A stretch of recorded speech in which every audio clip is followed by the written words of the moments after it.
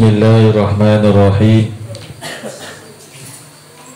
Qala al-musannifu rahimahullahu ta'ala wa nafa'ana bi'ulumihi fid dharaini amin. Bismillahirrahmanirrahim. Khurujun nabiyyi utawi iki iku martelaaken metuwe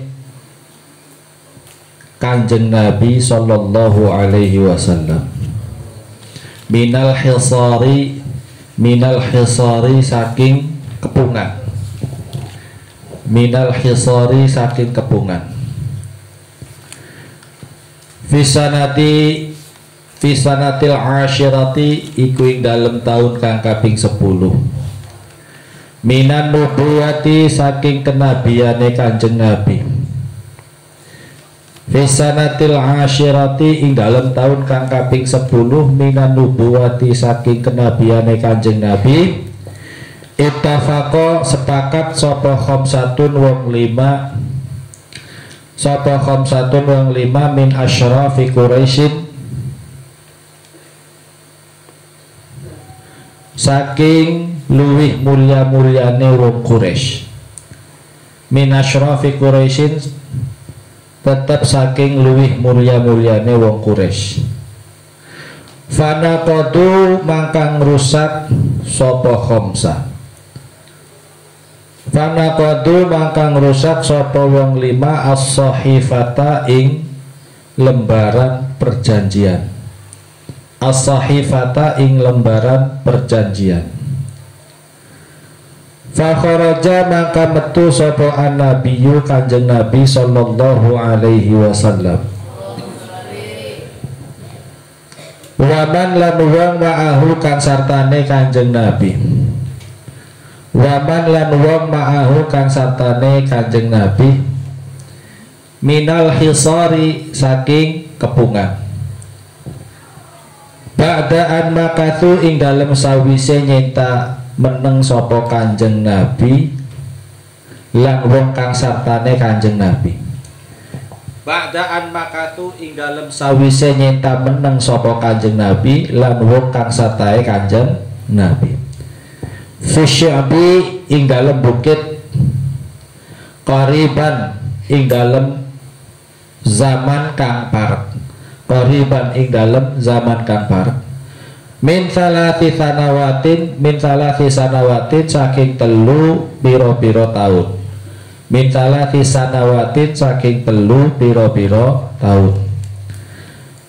La yasilu ora teka ilaihim mari Kanjeng Nabi lan wong kang sartane Kanjeng Nabi, la yasilu ora teka ilaihim mari Kanjeng Nabi lan wong kang sartane Kanjeng Nabi apa syai'un suwiji-wiji minat to'ami saking panganan, illa khufyatan angin samar, angin kelawan perkara kang samar, hatta akalu sehingga pada mangan sopo Kanjeng Nabi lan sartane Kanjeng Nabi, hatta akalu sehingga mangan sapa Kanjeng Nabi lan wong kang sartane Kanjeng Nabi, waraka syajari ing godhone pohon, waraka syajari ing godhone pohon. Wa kana lan ana sapa ar-rasul utusan iku qad akhbaro teman-teman ngabaraken, iku qad akhbaro teman-teman ngabaraken sapa Kanjeng Nabi, andal aradata ing satuhune rayap, andal aradata ing satuhune rayap, iku qad akalat teman-teman mangan apa rayap as-sahifata ing lembaran perjanjian, as-sahifata ing lembaran perjanjian.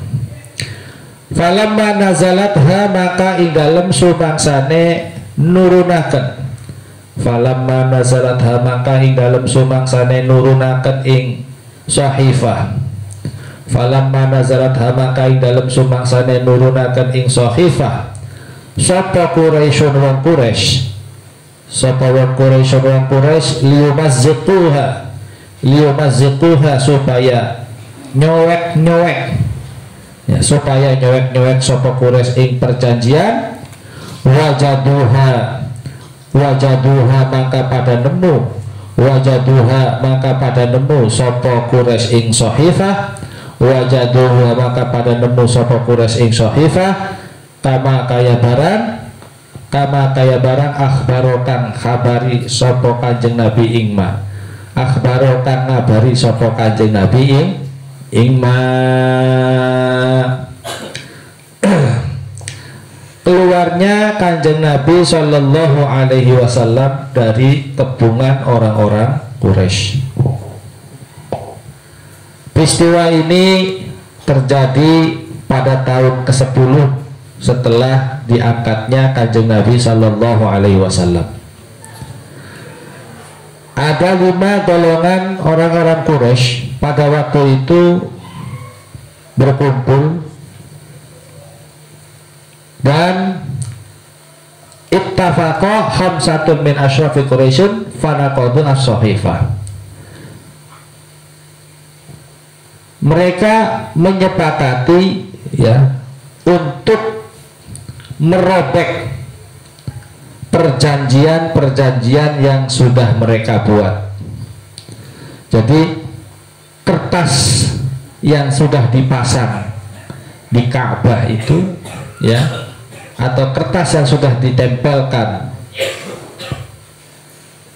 oleh mereka itu direncanakan untuk disobek karena sudah melewati masanya ya, sudah dianggap kadaluarsa, dan merencanakan untuk memperbarui perjanjian yang mereka buat sendiri.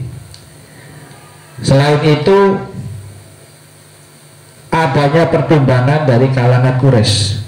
Jadi sebagian di antara mereka juga ada yang tidak sepakat dengan kesepakatan yang dibuat di dalam perjanjian tersebut. Karena ternyata melihat dampak yang terjadi di situ, mereka yang dikepung oleh orang-orang Quraisy ya, terutama keluarganya Rasulullah Shallallahu Alaihi Wasallam ya, mereka ini tidak bisa melakukan transaksi jual beli, mereka tidak bisa beli makanan pokok, sehingga semua keluarga Ahlul Baitnya Kanjeng Nabi itu ya dalam posisi keadaan kelaparan. Dan kita tahu sebenarnya bahwa Rasulullah dan juga keluarganya ini merupakan salah satu bagian dari keturunan Bani Quraisy yang sangat mulia, yang sangat dimuliakan. Melihat keadaan yang demikian, ada dari sebagian mereka tokoh-tokoh Quraisy ini iba, masa iya kok sama saudara sendiri sampai seperti itu ya. Nah makanya banyak terjadi perbedaan pandangan tersebut, bermusyawarah ya, dan akhirnya mereka merencanakan untuk merombak atau merusak lembaran-lembaran perjanjian tersebut. Lalu di situ dilanjutkan maharajan Nabi Sallallahu Alaihi Wasallam wa man ma'ahu minal fisor ba'da'an makatu fi syi'bi qoriban min talati sanawat. Lalu setelah itu ya, karena perjanjian itu sudah dirobek, sudah dianggap sudah selesai itu ya, Rasulullah yang waktu itu berada di dalam kepungannya orang-orang Quraisy berhasil keluar ya, bersama dengan beberapa rombongan yang lain. Dan itu peristiwanya ya, peristiwa beliau dan juga Ahlul Baitnya tertahan di situ adalah kurang lebihnya hampir sampai 3 tahun. 3 tahun mereka dikepung, tidak bisa memakan apa-apa karena ditahan, dijegal ya oleh kalangan orang-orang Quraisy. Jadi setelah 3 tahun lamanya berkepung oleh orang-orang Quraisy, Kanjeng Nabi akhirnya berhasil keluar ya. Kemudian setelah itu la yasilu ilaihim syai'un minat ta'am. Perlu diketahui ya bahwasanya mereka tidak bisa menemukan apa-apa saja yang bisa untuk dimakan ya. Jangankan tempe, tahu, mereka nggak bisa. Makanya di sini dikatakan saking tidak adanya makanan-makanan pokok yang mereka makan, akhirnya yang mereka makan itu adalah waraqos syajar, daun-daun apa yang ada di situ, daun-daun pohon yang ada di situ, mereka ambil, mereka masak untuk kemudian dijadikan sebagai makanan. Karena ya orang Quraisy pada waktu itu menahan segala suplai makanan, ya, menahan bisnis dari keluarganya Rasulullah SAW, sehingga praktis mereka tidak bisa menikmati apapun selama 3 tahun. Makanya itu Kanjeng Nabi dan juga beberapa rombongan-rombongan yang lain yang bersama beliau itu terjebak dan tidak bisa makan apa-apa. Hanya yang bisa dimakan oleh mereka itu adalah daun-daunan. Wa kana Rasulu qad akhbaro annal aradata qad akalatus sahifah. Kemudian tentang peristiwa robeknya lembaran perjanjian ini juga disampaikan oleh Kanjeng Nabi Sallallahu Alaihi Wasallam. Beliau menyampaikan kepada kalangan orang-orang Quraisy bahwasanya lembaran-lembaran perjanjian itu sudah rusak. Kalian menempelkan lembaran-lembaran itu, tapi lembaran-lembaran itu sudah dimakan oleh anai-anai. Kalau kata orang Jawa sih namanya rayap, sudah dimakan oleh rayap. Karena sudah dimakan, maka kertas-kertas itu sudah rusak. Apa betul kamu mengatakan demikian ya Muhammad? Silahkan kamu cek saja. Apakah memang kertas-kertas itu sudah robek atau tidak? Nah, akhirnya salah satu di antara mereka mencoba mengecek kebenaran apakah lembaran-lembaran itu memang sudah rusak, disobek atau tidak.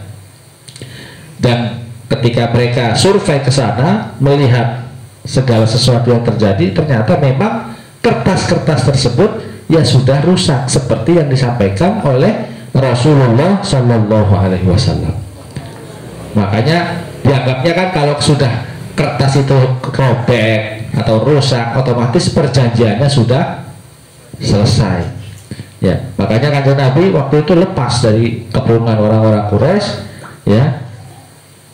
Nah, kemudian hal itu dikatakan oleh Kanjeng Nabi, tuh lembaran-lembaran perjanjiannya saja sudah robek. Buktinya mana? Ya silakan kamu lihat itu.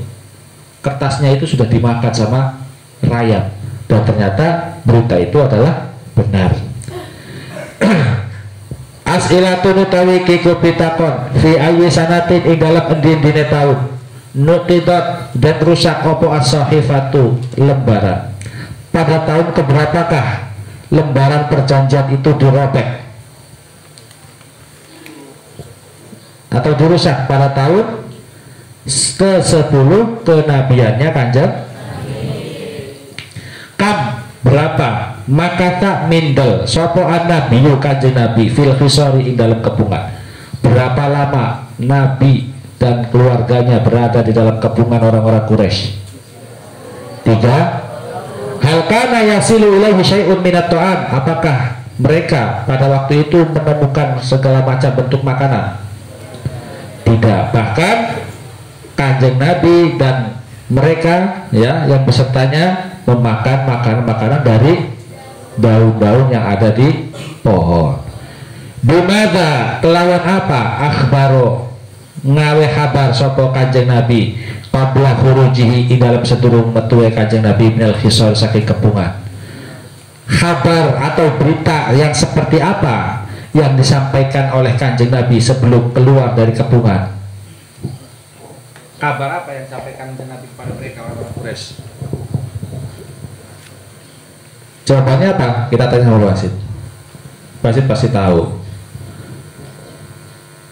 Berita apa yang disampaikan oleh Kanjeng Nabi sebelum keluar dari kepungan orang-orang Quraisy? Beritanya adalah bahwa kertas lembaran perjanjian itu telah dimakan oleh rayap sehingga kertas-kertas tersebut rusak. Ya. Al-khulasatu utawi iki kuringkasan fi sanatil asyirati dalam tahun kang ke-10 nuqidat dan rusak opo as-sahifatu lembaran perjanjian. Fakhoroja mangka medal sopo an-nabiyyu kanjeng Nabi sallallahu alaihi wasallam minal khisari saking kepungan ba'da talati sinina ing dalam sawise telu pira-pira tahun. Ba'da talati sinina ing dalam sawise telu pira-pira tahun. Kesimpulannya adalah pada tahun ke-10 kenabiannya kanjeng Nabi, perjanjian orang-orang Quraisy itu rusak. Lalu baginda Nabi Shallallahu Alaihi Wasallam berhasil keluar dari kepungan orang-orang Quraisy yang waktu itu mengepung beliau selama hampir 3 tahun. Nah, itu kesimpulannya tuh ya, kesimpulannya. Nih di dalam pelajaran agama di sekolah menengah ini nggak ada. Ya, kalaupun di MTS paling adanya juga di SKI, ya SKI ada sejarah kebudayaan Islam. Tapi ya tidak terlalu jelimet karena SKI itu kan sifatnya global. Sejarah Islam tidak hanya pada saat zamannya Nabi, tapi zaman sesudah kehidupannya kanjeng Nabi. Misalkan menceritakan tentang kehidupan dari dinasti kerajaan Umayyah, ya, menceritakan kerajaan Abbasiyah, dan yang terakhir Turki Utsmani, ya, yang mana Turki Utsmani ini ya penuh dengan lika-liku kehidupannya itu ya, penuh dengan intrik. Kalau kamu sering nonton dulu ada satu film yaitu yang menceritakan tentang kehidupan kerajaan Turki Utsmani, ya, ada salah satu tokoh seorang raja yang luar biasa, ya, namanya Sulaiman, ya. Nah, pada masa zaman pemerintahan Raja Sulaiman ini ya, yang namanya kerajaan Turki Utsmani itu luar biasa majunya, ya. Makanya pada saat itu disebut juga dengan nama abad kejayaan, Magnificent Century. Wah. Tapi di situ pun diceritakan ya tentang sesuatu kehidupan yang namanya juga manusia, ya wajar, dimana Sulaiman ini mempunyai banyak gundik, ya kan, di situ ada ceritanya kan, ya, beberapa gundiknya itu salah satunya yang nantinya dijadikan istri adalah Hurem. Nah itu memang begitu kenyataannya, walaupun mungkin itu bisa diperdebatkan, tapi ini juga di dalam ceritanya ya pastinya melibatkan tokoh-tokoh sejarah. Dan bagaimana anak-anaknya, meskipun anaknya sendiri karena dianggap melawan, itu dibunuh oleh Raja Sulaiman, ya enggak? Mustafa itu anak pertamanya yang digadang-gadang untuk dijadikan sebagai putra mahkota, namun karena dianggap melawan oleh ayahandanya akhirnya dibunuh. Kemudian pertengkaran kakak beradik satu kandung antara Bayezid dengan kakaknya Selim, ya, Selim ini kan si Salim, sampai akhirnya Bayezid itu dibunuh. Dan tidak hanya Bayezid saja yang dibunuh, anak-anaknya yang kecil-kecil juga dibunuh sama kakaknya. Tuh, itu kenyataan seperti itu. Kemudian setelah itu Selim naik tahta ya. Nah, terus setelah Selim naik tahta meninggal, diganti lagi oleh putranya Murad.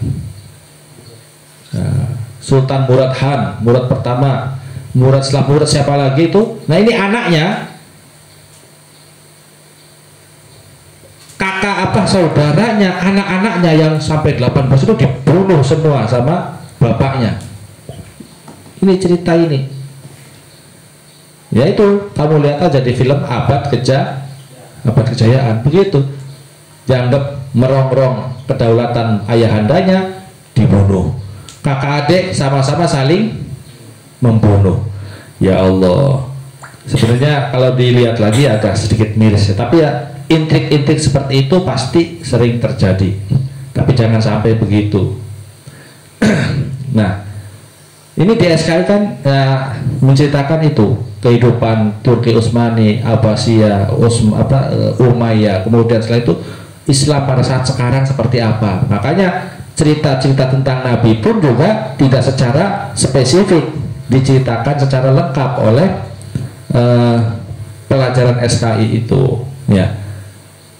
Makanya di sini ada istilah Khulasah Nurul Yakin. Meskipun ini kitabnya selalu sangat pendek, ringkas, tapi setidaknya kalian tahu, oh Nabi itu kehidupannya begini, oh Kanjeng Nabi ternyata menghadapi begini sama orang Quraisy.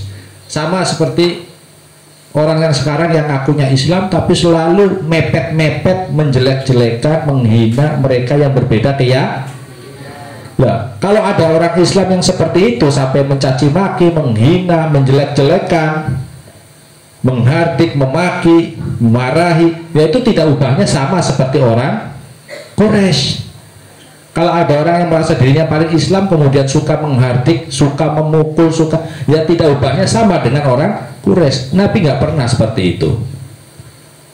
Ini akhirnya kenapa Islam itu semakin menyebar, karena akhirnya banyak yang simpati dengan perjuangannya Rasulullah Shallallahu Alaihi Wasallam. Kalau kita melakukan hal yang sama seperti orang Quraisy, bisa jadi mereka yang tidak suka dengan agama Islam itu akan banyak simpati dan akhirnya blunder buat kita.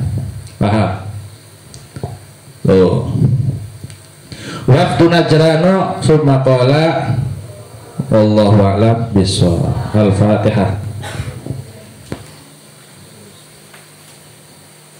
Rabbi fanfa'na bi barakati wa dinal husna.